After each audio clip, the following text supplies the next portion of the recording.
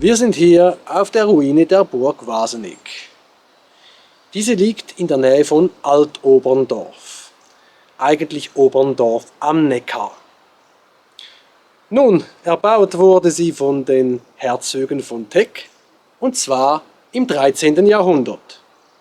Was genau hier alles geschah, erfährt er nun. Die im Wald auf einem Felsen gelegene Burg erreicht man über Flurwege und schöne schmale Pfade. Etwas unterhalb der Ruine gibt es Ruhebänke für Wanderer und Entdecker. Die Entstehung von Wasenegg geht auf das Jahr 1220 zurück.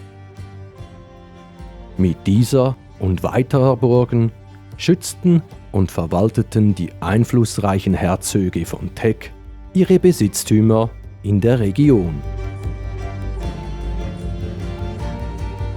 50 Jahre später wird die Anlage ausgebaut und erweitert.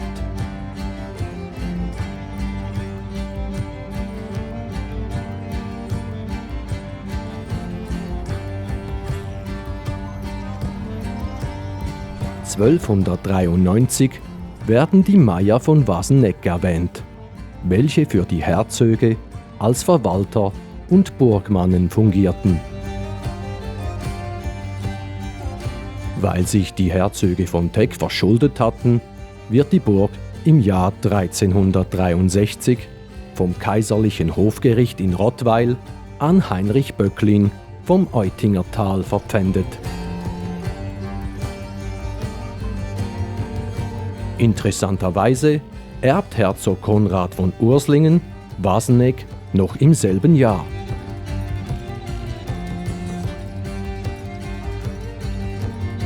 Er scheint jedoch kein großes Interesse an Burg und Herrschaft gehabt zu haben und verkaufte sie 1371 wieder an die Familie von Teck.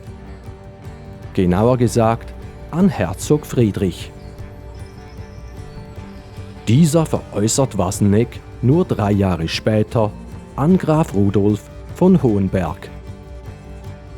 Auch dieser blieb nicht lange in ihrem Besitz, denn 1384 wird Markgraf Bernhard von Baden Eigentümer der Anlage.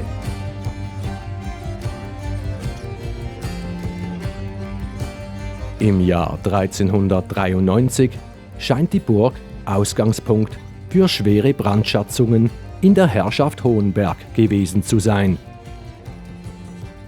Die Feuer richteten verheerende Schäden an. Auch nach diesen Ereignissen wechselte die Anlage alle paar Jahre wieder den Besitzer. Über das Warum lässt sich nur spekulieren.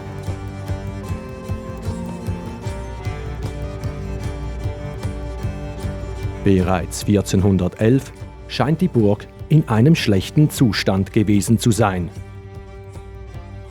Denn als Freiherr Hans von Zimmern Wasenegg erwirbt, erhält er von Herzog Friedrich von Österreich die Auflage, 300 Gulden für ihre Instandsetzung aufzuwenden. Ob dies geschah, scheint fraglich, denn die Burg wird 1460 als Burgstall bezeichnet, was auf einen ruinösen Zustand hinweist. 1806 kommt das, was von der Wehranlage noch übrig ist, in den Staatsbesitz des Königreichs Württemberg.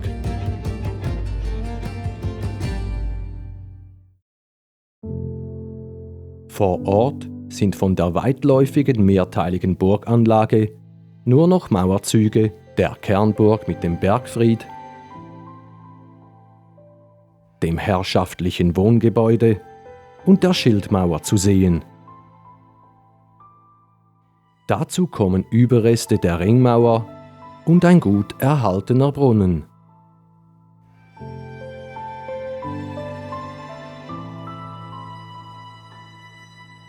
Ebenfalls zu sehen sind der innere und der äußere Burggraben. Letzterer dient heute als Forstweg. Ein spannender Ort, ziemlich weit weg vom Schuss. Das muss man sagen. Zwischen 1968 und 1980 wurden die Mauern übrigens ausgegraben, teilweise wieder aufgemauert und natürlich die Originalreste restauriert. Und nun wünsche ich euch viele tolle Abenteuer und wir sehen uns.